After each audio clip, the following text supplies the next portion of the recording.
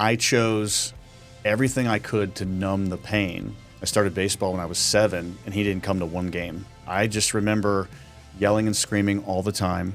And he would say, lay on your bed on your stomach and take your shirt off. And he would just wear my back out with that thing. He did some horrible, unspeakable things. Still. Yeah. He made those choices, and that's between him and the Lord. But it was in that session I said, you know what, Dad, I forgive you.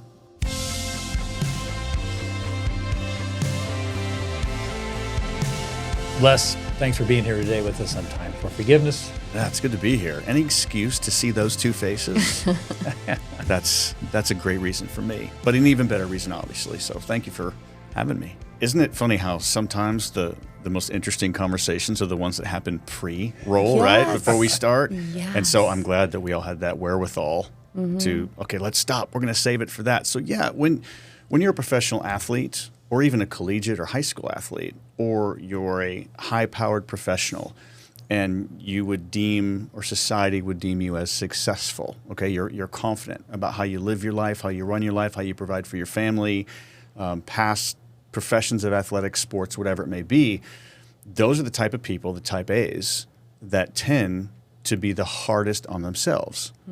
I mean, think about it. I know this is, you guys are having me on, but I'll ask you to start. This is where my radio comes in. Sorry. No, it's but, okay. But you think about it. I mean, do you guys ever have those times in your life where it's just, you find it difficult? It could be the most mundane thing, the silliest mistake, and yet you just can't let it go because we get that either that self-deprecating humor, which is where it comes out oftentimes, but you make a mistake, oh, I can't believe I did that. And 3 days later, you're still thinking about that. And everybody else around you is like, why are you still even talking about that? That wasn't a big deal. But it can also escalate to something major. And so whatever you're on that scale, those type A's find it hard to forgive themselves. I still have this dream that, you know, from the Royals, I should have done this, I should have done better, I should have made it, I should have played longer, blah, blah, blah. But I still have these dreams that I'm making a comeback. Even at my age at 55. I'm making a comeback. Maybe there's a reason why, buddy. And I'm in the clubhouse. I know. I'm in the clubhouse, and I'm suited up, and I'm ready to go. And for some reason, I can't find my shoes. I can't find my bat. The game goes on without me, and I'm replaced. That's your dream. It's a recurring dream. I think maybe I need to see somebody about this, right? But it just brings up things about, oh, maybe I should have A, B, C, whatever, instead of, man, I was one of only 23 or 24,000 people in the history of Major League Baseball since 1885. Yeah. 25,000 or fewer have ever worn that uniform even for a day. Right. But yet our mind focuses on the other, and oftentimes it's spurred on something that we either think we did wrong and can't forgive ourselves, or we just place something in our mind that this is how the world projects me, and then I can't forgive myself on those lines. And so I think, Kelly, what we were talking about is that I discovered this the other day, that nowhere in the Bible does it say you're called to forgive yourself. Which is just crazy to me. Yes. Now, we are called to forgive others because there's so many different verses. But, you know, God says, forgive others, or our Father in heaven isn't going to forgive us. Now, that's not a quote, but it's almost right there. And I've got everything kind of on my phone or in the Bible. But we are called to forgive other people. But as it relates to ourselves, I don't have the power to forgive myself because I will never let myself off the hook. And we're also called not to judge others. And you're an other, I'm an other. Even though I'm me, I'm still an other. And so I think that it's important for us to understand that we are to confess when we fail. Lord, I messed up. I need you to forgive me. I'm confessing it with my authentic heart. And so God does the forgiving. And he also says that when we confess, then he is going to separate our sin as far as the east is from the west and remember it no more. And there's so much hang-ups on this forgiveness thing. I am so thankful that you guys have this podcast. I'm so thankful that you talk about this. And I'm not surprised that you're kind of the pioneers of this topic. I mean, really. Yeah. It's been around forever as human beings, Right. but yet here you are doing it. And so I appreciate that. Well, thank you. And, it has been around, the idea. But then, we were talking about how it's something that people like to talk about. They just don't necessarily like to do it.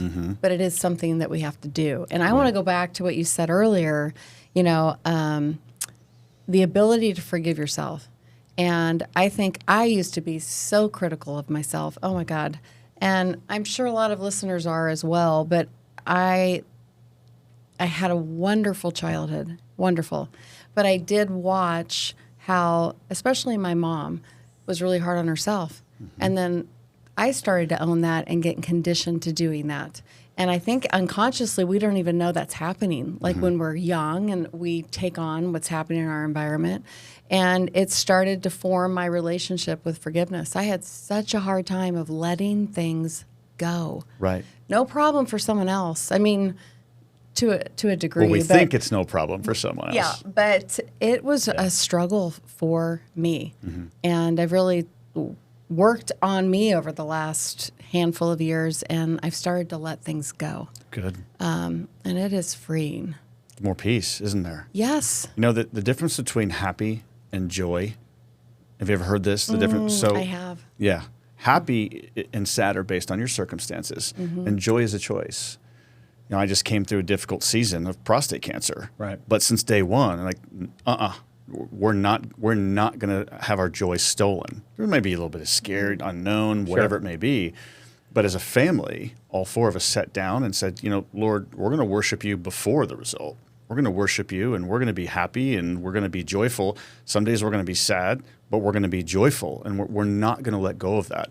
And so oftentimes when we can learn to forgive both others and ourselves, there's a peace that surpasses all understanding, another biblical verse. The peace that surpasses all understanding really can be ours if we're just willing to let things go, especially with ourselves. Go ahead. I was just going to say, but that wasn't always the case for you. Oh, no. Yeah. Oh, gosh, Yeah, that's no. what. So that kind of springs back to your childhood. Yep. And like many people, we went through trauma, things that, looking back, we know they shaped us into who we are today, even though it was very difficult while you went through it. And I know if you can kind of share a little bit about your relationship with your dad and how that manifested into who you became in your early adulthood. Yeah. As far back as I can remember, I think I remember bits and pieces of age 3. And then I really start to kind of have the memories about around age 4. My dad left when I was 12, never saw him again. He died in a car accident later on, and we can get there. But through those 8-9 years, I really only remember him on 2 different occasions being sober. And both of those times he was really sick. You know, so it was like just trying to recover, and he had drank so much the night before. He was a hypersexualized, foul mouth, yelling, screaming, fighting. He had little man's disease. He was only about 5'6". And so everything was a fight, and everything was insecurity, and everything was just selfish and all that. And so I just remember yelling and screaming all the time. If I didn't mow the yard straight, I didn't let my sons really start mowing until around 10 or 11, just because I wanted to be able to handle the mower, understand safety. But even then, I was still with them. But I was with them, if the yard looked like that, that's what our baselines are going to be the next day when we played wiffle ball. Like, hey, if you want a straight line, then we'll play wiffle ball with straight lines. But if it's going to be zigzag, we're creating a new game. Let's roll. So, but yeah, my dad wasn't like that. He was just that bitter, angry guy. He was a puncher and a screamer. If I didn't mow the yard straight, it was go cut me a switch. We had this tree that kind of had the buggy whip. It wasn't a willow tree, but it was kind of like willow leaves, where you did this really long branch.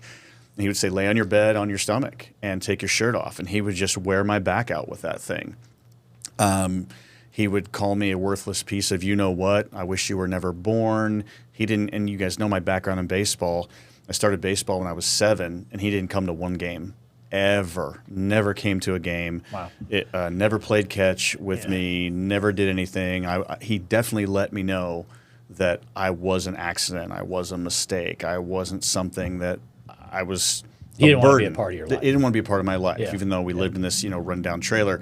My dad had this job at a nuclear power plant. He was a construction worker, and they made good money. That's just a profession where you make good money. And we lived in this trailer, and we never had anything. I was wearing 3rd grade clothes that were from kindergarten. High waters, people thought they were shorts. It was just super neglect and all that. And I got off easy compared to my older sister, because he did things to my older sister from age 9 to about 15 that were, until he left, that were horrible, horrible things. And she wore it to protect me. She just, over the years, did what she could to survive because he threatened to kill her on many occasions. And then finally, there were many, many times where we witnessed my dad just physically beating my mom horribly in front of us. There was one occasion where we were in the trailer and he had come home from an all-night drinking binge, and she had 3 part-time jobs to try to help us stay afloat because for some reason we weren't seeing any money that he was making. And later on, come to find out, he had a whole separate family in a different state that we didn't even know about. Oh my God. And so I was sitting at the kitchen table in my tidy whities. I just woken up to a bowl of cereal, and he comes in all mad and angry, and she's standing there trying to protect us. And I remember saying, "Mom, right hand," because I saw his hand balling up.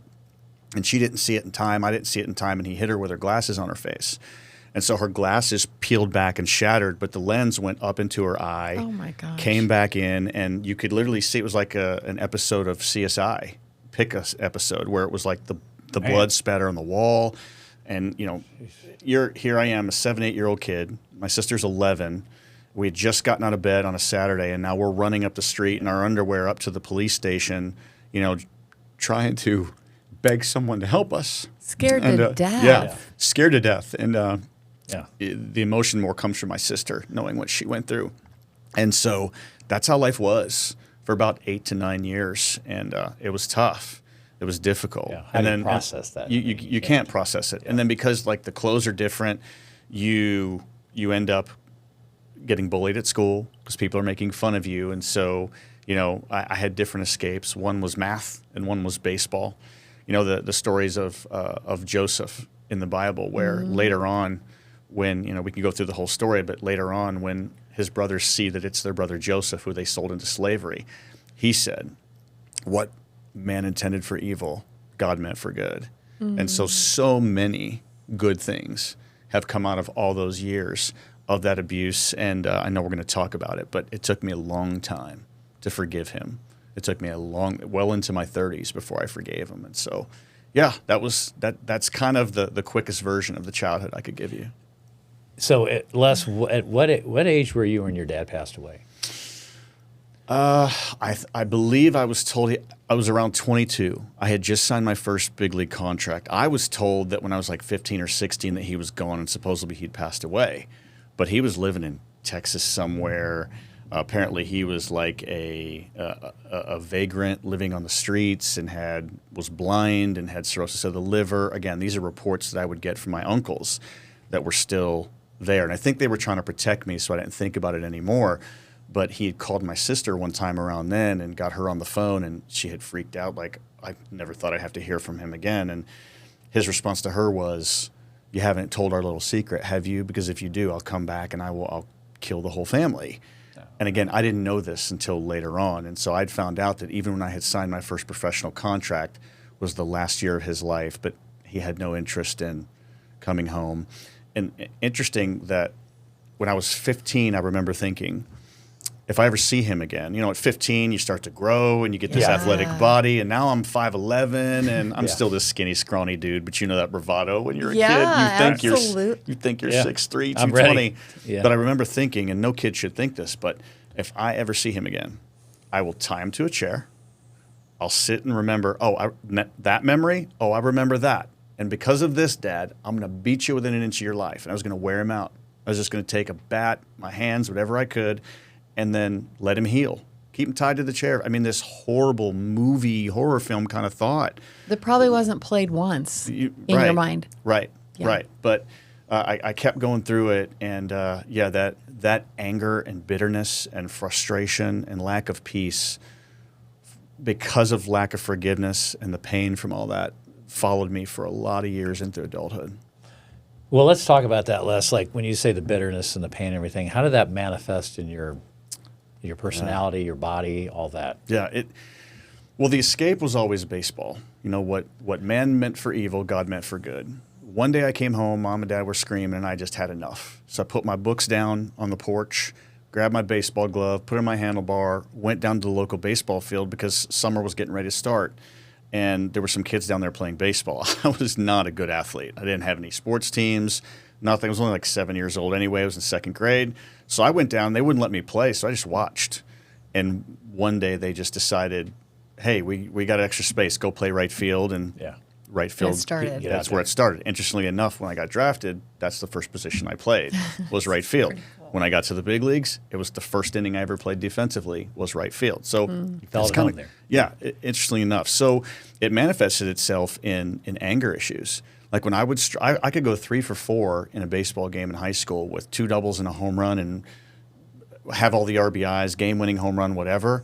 And the only thing I could think about when I got home was, I can't believe I struck out. I'm the worst hitter on the team. I'm the worst player. I didn't handle relationships well. I was super insecure. I chose everything I could to numb the pain and just lie about it. Even as far from high school or from let me back that up a little bit, from Pony League into high school, was a 2-time All-American at college. I already won a gold medal in the U.S. Junior Olympic team. But every jersey I wore was mask because I was trying to cover up. Things are great. I'm the life of the party. Overextending myself, trying to win everybody's approval all the time because I was so insecure. So I would get super angry when things went bad. I was always the one that talked too much, trying to win approval, trying to prove myself over and over and over again.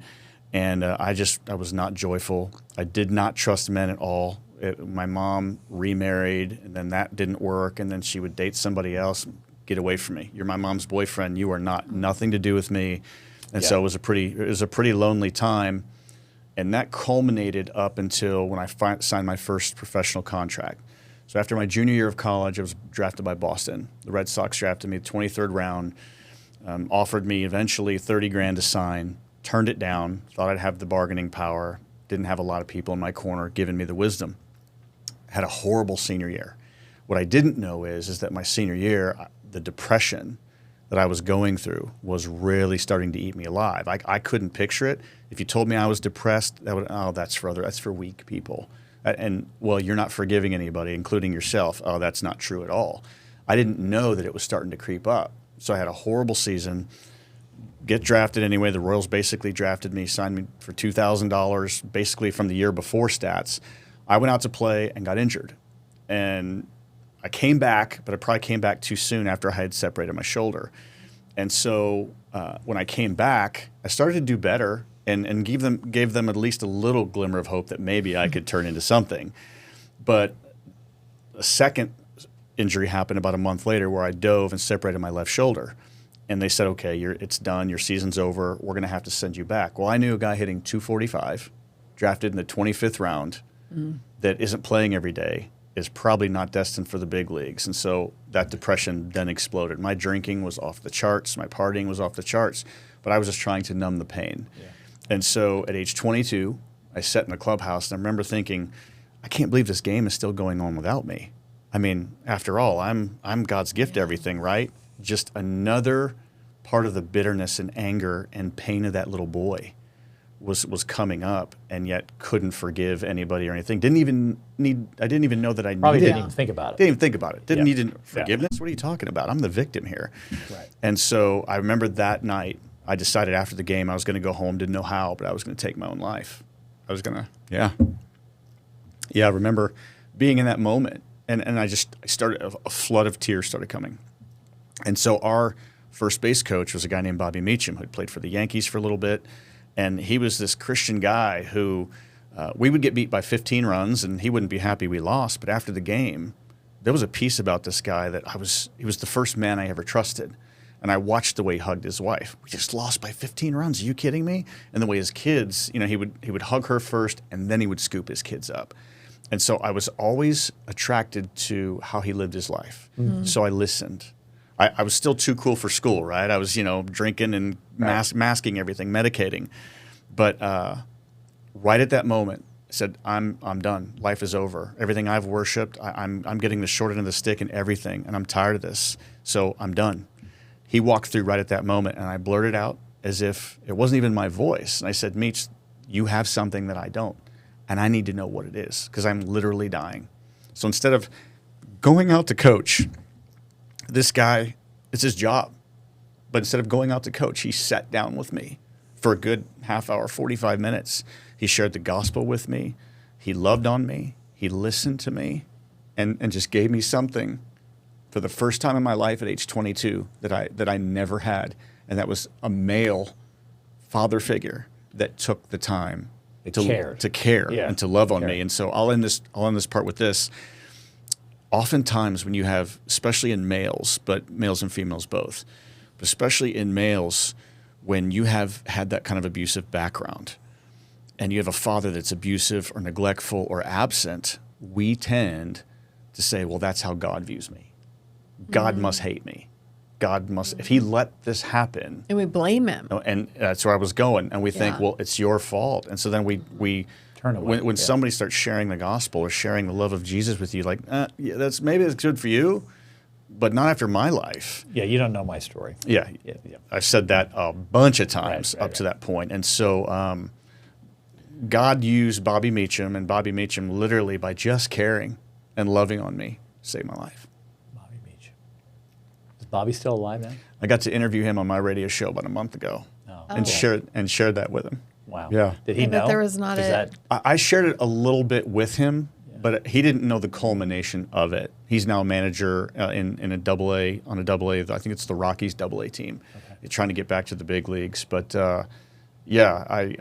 I've got to see him a couple times, but I never got to go really in-depth with him. Wow. And so, and interestingly enough, the time he told me a month ago that the time that I was crying out to him, his life was a train wreck. wow? He had cheated on his wife. And he didn't say anything yet, and he was going through that. And guess what his wife did? Forgave him. Wow. Wow. She forgave him, and they went through that whole time. But he even told me, he's like, I was in no position to help you, but something made me stay.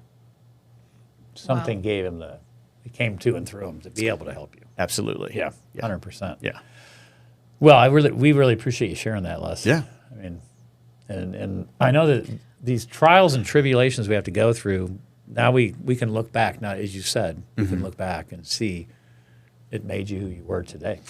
Yeah, Yeah. and absolutely. And thanks for saying that. You know, I was around 34, 35, so about 20 years ago. And my wife and I had been married about 8 years. And she said, even though you're not angry at me, you're angry all the time. The smallest of things set you off. I was never angry at my kids. I was never abusive in any way to them or anything. It was always turned inward. Yeah. Like the smallest little thing made me feel like, oh, the world's coming to an end. And so she said, you need to go talk to somebody. You need to go get some counseling. And I wasn't against counseling. I just didn't trust anybody. I said, but for you and for the kids, I'm not turning into my father. If you see that, I'm willing to go. You know, as a man of faith, I say that I trust God, but yet I'm going to hold on to that part of it. Like, I trust God, but forget about my past. That's mine. I can do it. I'm going to hold on to that. But that's not biblical. You know, we are called to forgive. And the first time. But wait, what do Go you ahead. think? What do you think that gave you? Because and I mean this like when we do things like we are getting something out of that. So holding on to that, what was that giving you? Well, holding on to it was giving me control.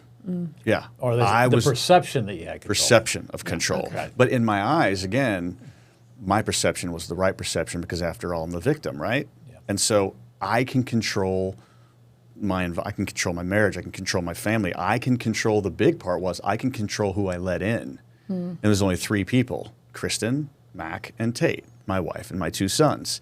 I didn't have valuable friendships that I would say were really close. I didn't understand what an accountability partner was, and I wanted nothing to do with accountability. I'll show up to church, whoosh, Yeah. stay over there. Oh, yeah, you're a buddy. Let's go hang out. Whoosh, you're going to stay out there away from me, and I'll let you in as far. You can let me in, but I'm not letting you in only to a certain point. So I went through counseling, and it was the best thing in my life I'd ever done because it was the first time I'd ever had someone tell me, okay, this might be painful, but let's try to understand what was going on in your dad's mind and heart and why he did what he did, why he would say what he said. And so I said, okay, I'm here. I'm paying for this. Yeah. Let me go ahead and trust that God might have something for me. This is a Christian man that I already know and admire because I wasn't going to go with somebody I didn't know. I wasn't going to throw that out there. And so we dug in, and for a long time, he helped me biblically sort through and investigate a little bit on what my dad went through to help me understand. Yeah. Yeah, that's really cool. So I'm guessing you want the results of Yes, that. my next question was, do not stop. I mean, I have to know. So there was one day I went in, and I didn't expect it. I didn't know how, but I could physically feel a release in my heart that I didn't even know was there. I mean, I was walking into these sessions. I was waking up every morning like I weighed a ton, like literally 2,000 pounds getting out of my bed, and I didn't know what it was. It was always something on my shoulder, always stress on my face, always just negative in the way I talked. My wife could sense it. It's like, you're really negative today. Are you okay? Yeah, I'm fine. What's wrong with you? She was dead right. Godly women have a gift of discernment, don't they? It's unbelievable. Yeah. It's amazing. And she was right every time. And so we were talking about it, and he was really, this counselor was really making some headway. And actually, the Lord was making headway, just using this guy. Right. And so I walked in that day, and for the first time, the Lord opened my eyes to realize that my dad didn't know who his dad was. My dad's mom, my grandma, when she was alive, he was a result of a one-night stand. She was a horrible alcoholic. She was super abusive to him. I had my dad and 3 uncles. There were who were fathered by three different people, because it was a set of twins. That they didn't even have the same fathers. Yeah. They were like half brothers. And so I got into his heart and his world a little bit, and he was me. He was a little kid that didn't ask for any of that. He did the best. Now, granted, I'm not letting him off the hook in the sense it's between him and the Lord. He did some horrible, unspeakable things. Still. Yeah. He made those choices, and that's between him and the Lord. Yeah. But it was in that session I said, you know what, Dad, I forgive you. Wow. And yeah, it wasn't easy, but if somehow my dad, after what he did to me, after what he did to my sister, if he walked in this door right now, I would hug him and tell him I love him. Tell him I forgive him. Yeah. Wow. Cool. Yeah. And so would my sister. Wow. And she went through so much worse than I did, but God has really changed our hearts, our perspective, and also helps us understand, even though, there's consequences. If you steal a car, you go into prison. If you steal a piece of candy, don't do that again. Learn from it. But oftentimes we in our hearts categorize sin in the sense like, well, that sin can't be forgiven. These can, but that sin can't be forgiven. I remember a movie that you guys might know about, right? Something you guys might say. It just made me think of that. Absolutely. And when I read your book, that's when I called you that day, when I think you guys were in Colorado that day. Yes, we were in Denver. and I was like, I think you were in the back like, was it bad? Was I it know. bad? I was like, oh my God, what is his response? Yeah. And that was an important phone call. Yeah, Les, it's interesting that you mentioned this, because in the writing of the book, like that message just came to and through us. Like that wasn't something that we thought of. Yeah. It was when we put that in, Leslie Uggams in the movie, repeated that line at the beginning of the movie and at the end. God does not see sin at different levels. That was the creation of man. Right. Yeah. That's true. And How do you feel about that? Go ahead. I'll answer. But I want you to answer that, but I have to go back. That was so important. It's like an awareness now of that moment. Like that was so important that you made that phone call. At that time, it was just like questioning, like God would call upon us to do this, like not feeling worthy of that calling and so afraid to tell the story of like, what will people think of us, of me? And even though you did it, there's still people that saw the movie like, you've got to be kidding me. Yeah. There's people that wrote the book. I'm sure that you've had those responses, because that's how people are. Remember Rahab from the Bible? Rahab, remember what her profession was? She was a prostitute, right? She's the one that put the scarlet out so they knew where she lived, because they protected the spies before Jericho fell, right? And so she's a prostitute, but if you look back in the lineage of Jesus, her son was Boaz, who married Ruth. She was the great-great-grandmother of King David. So the lineage of Jesus comes through Rahab the prostitute. And I say that Moses was a stutterer, right? I mean, Gideon, make that fleece cold, make that fleece wet, so many people doubted. David, we talk about David. Yeah. He was a murderer, a liar, a serial adulterer. He was looking at three-dimensional pornography by watching Bathsheba when he should have been out to war. Yeah, he was this mighty warrior, but he was chilling on the veranda. You know what I mean? Cup of tea, yeah. Exactly. And those are, if you look in the book of Hebrews, in the Hall of Faith, all these people are mentioned, but they all had flaws. They all had issues, and yet they were just willing to be used. And so I know what you're saying in that sense, like, I can't believe God would use me. Oftentimes we might say, I can't believe God would use me. Maybe we need to think about, it's not about me. Exactly. It's about God and what he can do. And oftentimes when it comes to forgiveness, we focus on the sin, the person, ourselves. All three of those are wrong. It's God. God needs to be the focus, and only then can we have the power to forgive. But God doesn't disappoint, because when we're obedient, he rewards us for it. And so when we forgive, that stuff slowly but surely starts to melt away. And so, yeah, that's what happened to me. Yeah. Well, I'm sure, I'm listening to your story, and literally my heart was breaking just, picturing this young boy, and I know that's not who you are now, and it's caused Kelly, you I to still be, see him. Yeah. Yeah.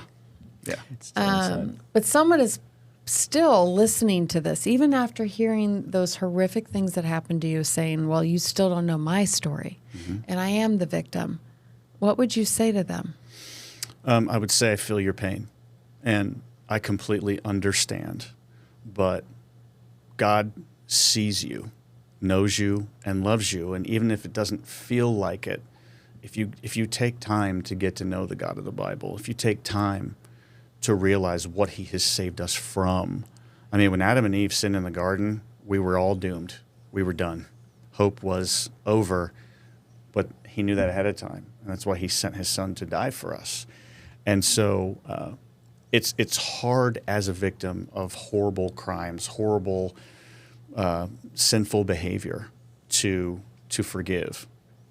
But one, we are still called to. We're commanded to forgive. We were talking about the categories of sin. Right. And it's hard to fathom, because we're here on earth and we don't have the mind of God, because we're not God. And so there's a difference between murdering a family member or abusing a family member or stealing the piece of candy that we talked about. The consequences are different. But to God, sin is sin. And it's a matter of the heart before the action. The action just ends up being what stems out of the heart. And so it took me some time to understand my dad's heart. And God had to reveal that to me. And so I would tell people out there, again, I feel your pain. I understand. And you were a victim of something. You didn't do anything wrong. It's not your fault. I longed for somebody to tell me that. I don't blame my mom for that, because she was trying to put food on the table. She was trying to keep us alive. And even though it was this podunk little trailer that leaked every time it thundered and rained, we didn't have air conditioning. We had those big box fans. But she kept us alive, and she kept us at least warm and safe when we needed it. So I would tell them to find a counselor, somebody that can help them unpack that, find a good church, open God's word, and understand how much he loves us and how much he forgave us from. I mean, sin is separation from God. And there's only one way back. John 14:6 says, I am the way, the truth, and the life. No one comes to the Father but through me.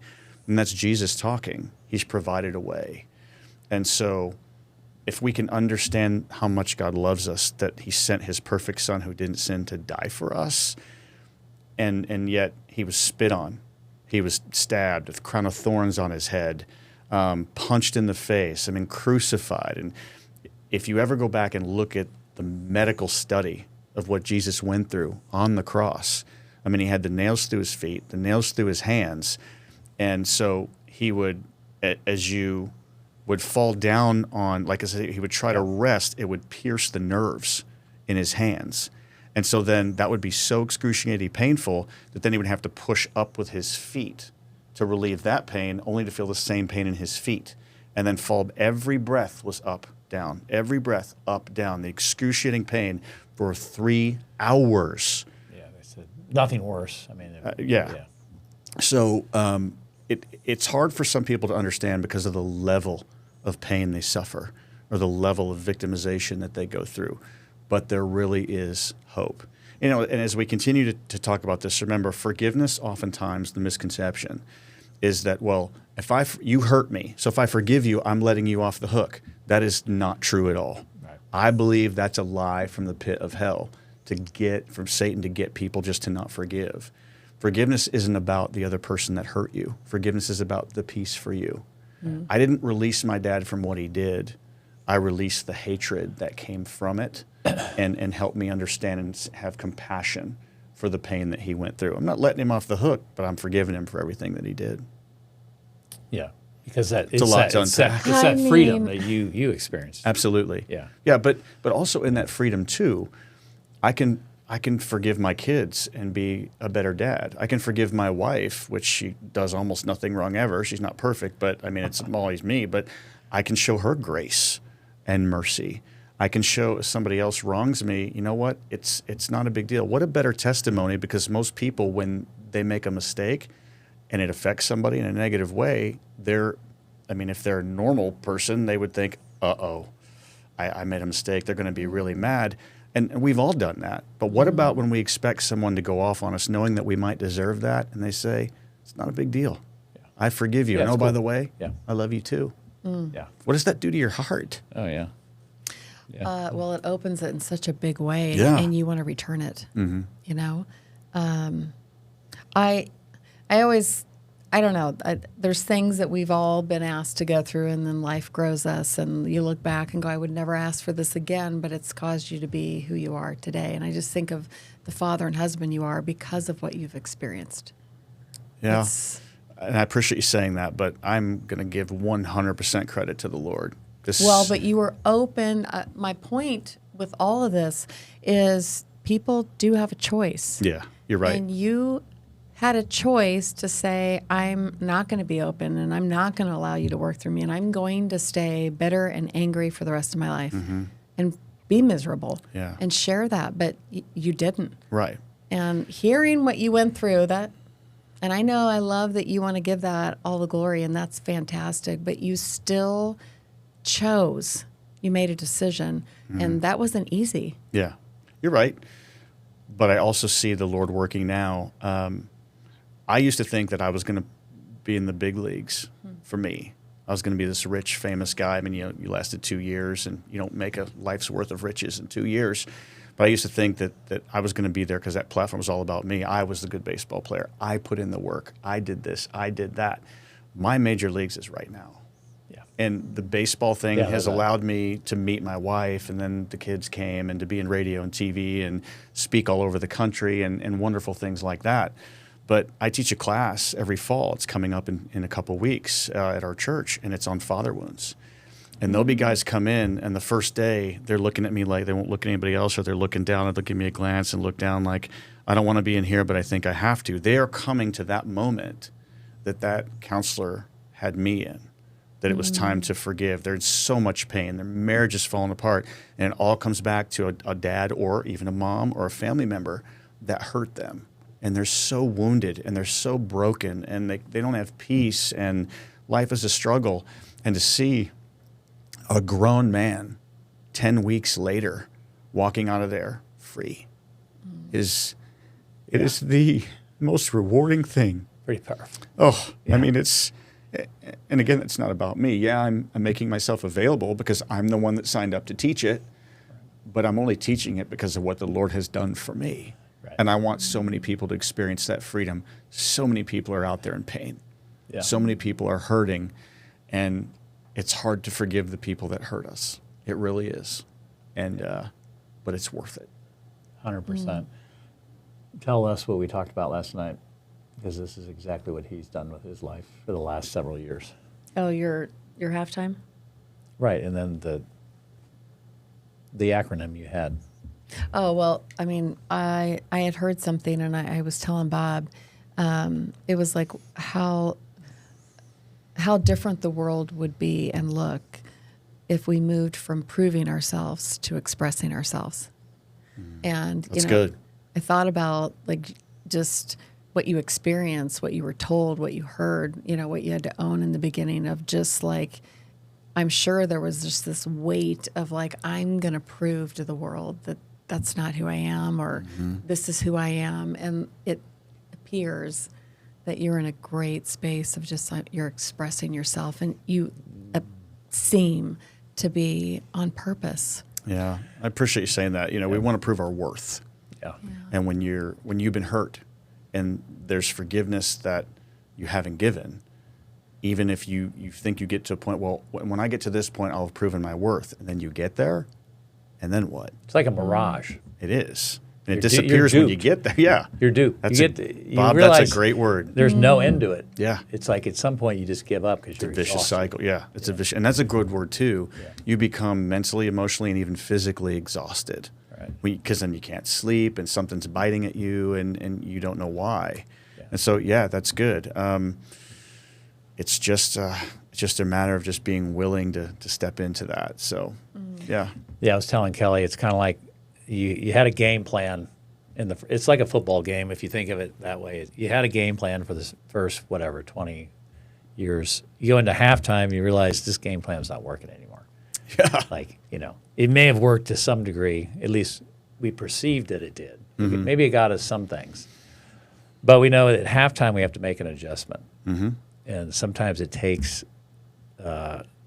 that person to come out of the locker room with a new game plan. It takes some longer than others. Right. And so I went through this myself. It's like you think you know what the game plan is, but you got it wrong. Like, because it's still your game plan. It's not God's game plan. Right. Yeah. So I appreciate you sharing that story with me too, because Yeah. that's been an inspiration to me.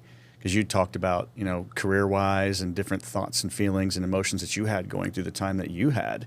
And I remember we had coffee once, and you and I had that conversation. You just shared it with me, and I think we were just catching up. Right. Like, hey, man, let's meet. Let's have some coffee. Let's have some breakfast. And that entire way home, you sharing your story, you just being willing to share it, made me think about, okay, what part of my life am I being willing to not think of myself as a failure? Am I going to sit here and beat myself up on the way home, no matter what stage, whether I was coming through anything or not? And so what you're talking about, just being willing to be vocal and to express yourself and to share those feelings. I mean, even though I've gone past the forgiveness part, I remember that day vividly, and it made me think, and it made me evaluate, and like, hey, let's get after it, man. Yeah. Let's go. That's cool. I appreciate Yeah. I appreciate you sharing that, Les. Yeah, I think, that we're always in a state of becoming. It never ends. There's no finish Yeah, line. I think the word you might be looking for is sanctification, maybe. Sanctification. I mean, sanctification. Okay, so what does is that mean to you, that yeah, word? sanctification is a biblical word of the process of God making us more like Jesus every day. And because He's the perfect Son of God, we're not going to be exactly like Him, but we can draw closer and closer and closer. I love that. I Yeah. think that one of the big keys I didn't mention before, how do you forgive somebody? There you go. What would you guys think if I said, first of all, you'd think I'm crazy, of course, but what if as we walked around, a comic bubble appeared over our heads, and every thought you had was typed out for everybody to read? Every single thought. That would be Horrifying. So scary. I told a friend of mine that one time, and he said, I'd be in jail. I'm like, please don't ever tell me what you're thinking. Don't ever do that. But the idea is that we would be ashamed, we would be embarrassed. And I said, well, what if it also said and revealed every single thing you ever did? Right? And here's the thing. Giving our life to Jesus wipes that all out. It wipes it all out when we trust in Him. That's Romans 10:9 and 10. 1 John 1:9. It talks about giving our life to the Lord. He died so we could take our burdens and cast them upon Him. And the slate is wiped clean. And the problem is that we struggle to live in that freedom. Galatians 5:1 says, it is for freedom that Christ set us free. Wait a minute. It's that simple? It is for freedom that Christ set us free. Freedom from what? Freedom from pain, freedom from victimization, freedom from A, B, C, D, Z, and any other letters you want to make up. Yeah, freedom that Christ set us free. And so that's how we're called to walk. We're not called to carry these burdens. We're not called to live like that and just have that pain and torment. I want to go back to what you just said. This is really important about if people could see what your thoughts were. They say the average human has 60 to 70 thoughts per day. 60? 60,000. I was going to Yeah, I say was gonna 60 to say, 70. That's not very many. That's like the first minute that I wake up in the morning. 60,000 to 70,000 Yeah. thoughts a day. The problem is it's the same 60 and 70,000 we had the day before. Sure. The day before and the day before. Not a lot of newness Right. there. Well, but if our thinking never changes around this, right? If we're never entertaining any new ideas, how do we expect the behavior to ever change? That's right. And what you just shared right there for our audience, everyone listening, if I'm thinking you got the same thing that we got from Les. We got power, discernment, and awareness, but we also have hope, and that's what I love about what you're doing, what we're doing, because it's all about dealing hope. And that's what we're trying to do with this podcast. Yeah. Right. Absolutely. Yeah. I love that. Yeah. You know, that again, trying to be more Christ-like, studying the life of Christ and who Jesus was and how he just loved on people. You ever notice also biblically as you read the Gospels, Jesus never ran anywhere. There's never a point in the Bible where Jesus was in a hurry. And yet we're going everywhere and we're running everywhere and we got to do this and we got to do this and we create chaos and Pack it up. We got to get on the mules. we can never just We gotta go. sit and rest. Yes. Jesus himself went off to pray. He's the Son of God, and he went off to a solitary place to pray. And he also, there was a time where Jesus said, if it be your will, Lord, take this cup from me. Right before, he knew what he was getting ready to go through. And he said, take this cup from me, but he didn't stop there. He said, but let your will be done, not mine. And so forgiveness is about how we can allow the Lord to heal us. It doesn't let the other person off the hook, kind of bringing that back. And so, it is in those 60 to 70,000 thoughts that come every day. One of those thoughts for me has to be, he has forgiven me much. I think about all the thoughts that could appear and all the things I've done that no one ever knows, all my closets and all that. And God says, if you confess your sins, he is faithful and just to cleanse us of our sins and remember them no more. Now, God is God. He doesn't forget, like, I don't even know what you're talking about. Did you sin? He remembers them. He just chooses not to bring them up, and he chooses not to hold us accountable to them when we confess and trust in him for that. And so when I think about what Jesus has done for me on my darkest, worst days, and yet he still loves me that much to die for me, I can forgive somebody else. You know, I just want to comment because someone extremely dear in my life has, repeatedly said, Kelly, there's no rush. There's no hurry. And I consider that when I'm thinking about forgiveness, how quickly we are to rush and hurry to say, I could never forgive that. I will never forgive that. Yeah. Versus pausing and maybe spending, like you said, a minute with it. Our perspective can change over time, but we're just so quick. We're in a rush, a hurry to say, I could never forgive that, and I never will. I think it's the pain talking, and I think it's in Ecclesiastes where it says, there's a time for everything. There's time to laugh, time to cry, time to live, time to die. There's also time to mourn. And many times when people are hurt by somebody and say, oh, there's no way I'll forgive them, they don't deserve it. Well, neither do I. Neither do you. We all deserve an eternity separate from God, and yet he still sent his son to die for us anyway.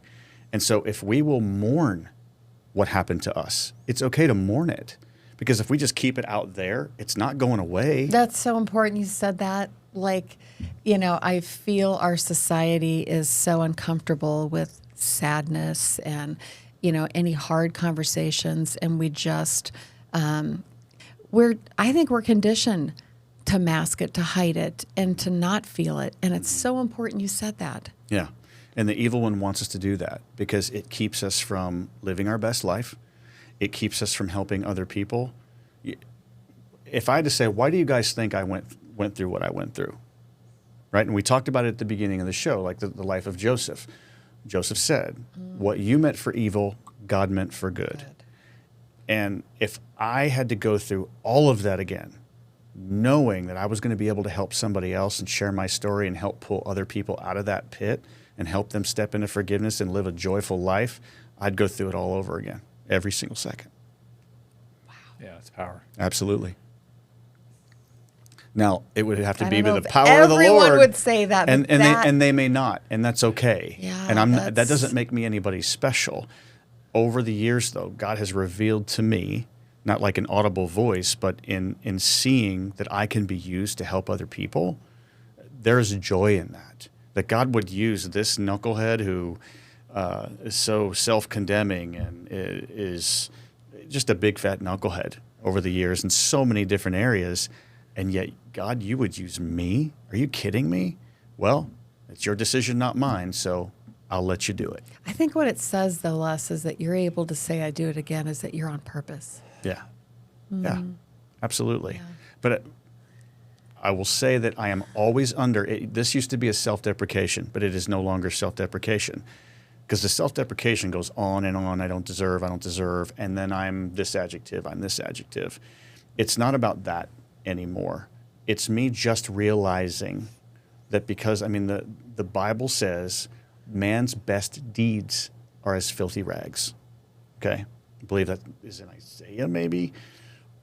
But we think we do these amazing things, but before God, because we're in this flesh and because Adam and Eve sinned, knowing what God saved me from makes me have compassion for other people. Mm-hmm. It helps me understand. Now, if you hurt me once and then I see you later, I'm probably going to be a little more, that's okay. Yeah. It's okay to put boundaries up. Thank you, Dr. Henry Cloud, the Book of Boundaries. And also a great book called When to Walk Away by Gary Thomas. That's another great book. You can forgive people and set boundaries. You can forgive people and still walk away from a situation. Mm-hmm. But understanding what God saved us from and that one sin makes me a sinner. Read the Bible, that's what it says. And yet God loved me enough and sees me and saved me from that. I can have compassion and forgive other people, even when it's hard. It's power, buddy. Well, it's the Lord, man. No, it's very powerful. I appreciate your heart and just your willingness to share. And I know you do this a lot, but it's never easy. But the way that you do that and you share it from your heart, that's how you reach people. So absolutely, it makes it easier. It makes it easier when you love the people that sit across from you. So there you Okay, go. well, I do have to, like we always, we're talking about forgiveness, and then one of the questions that we ask is really like in your own life. Mm-hmm. What does that feel like, look like? What's the word? Like, how do you express that? What does it mean to you, forgiveness? Release. And I would say, in the rhyming word, one of two words, if I had to pick one, I would actually probably go with peace. It's peace. Because I don't feel like someone has something over me or has control over me. We carry around bitterness and unforgiveness, and every time you see that person, you're just reliving it over and over again. And oftentimes we want people to hurt because they hurt us. And I need you to be accountable because you hurt me. People that hurt us, God also says, revenge is mine, says the Lord. I will avenge. And that's hard to do. It really is hard to do. But I trust my God. I trust that he'll handle it. Yeah. And he will. So it's a release for my wife. It's a release for my kids. It's a release for people that I love and care about. It's a release so I can help other people. It's a release so I can be the man that God has called me to be. And if I'm living in unforgiveness, I can't even get close. So it's a release and it's peace. Yeah. I think that's so important what you just said right there, Les, is that without it, we can't even get close. We can't. No, absolutely. It is a joy to go through life. Again, I'm 55. And being a former professional athlete, everything hurts. We talked about, I just come off of a year of in the last 8 months, finding out, being unknown, finding out I have cancer, going through the unknown, going through a horrible, goofy surgery. And I had a surgery on a Wednesday. By Friday, I was making a list of all the people I needed to say goodbye to because I'm not making it through the night. This is horrible. This is unbelievable. And you guys were on the list, by the way. So, I'm like, it was just brutal. But you make it through it. It's this weird, long thing of, so all these negative, crazy things that happen. And at 55, physical pain, whatever it may be, an imperfect world, a season of political madness that our country is going through. And I am absolutely living my best life. And it's not because I've gotten it right. It's because I just trust the Lord, and I'm going to live peacefully, and I'm going to forgive. I think it's a good place to end right there, buddy. Les, thanks again for sharing your heart and your amazing story. You got it. Yeah. Anytime. Appreciate And it. it's an honor. Like I said, I love you both. And Love you I both. am very, very honored that you guys trusted me and had me on. Oh, thank you, Les. You got it. We're very grateful. We'll see you again on the next episode of Time for Forgiveness. Thank you so much for listening and for watching Time for Forgiveness. Hey, listen, visit our website at timeforforgiveness.org. And here's the great news. You can now download our workbook. Just click on the QR code. It's that simple. You can also message us on our website because we read every single message, and we certainly love to help.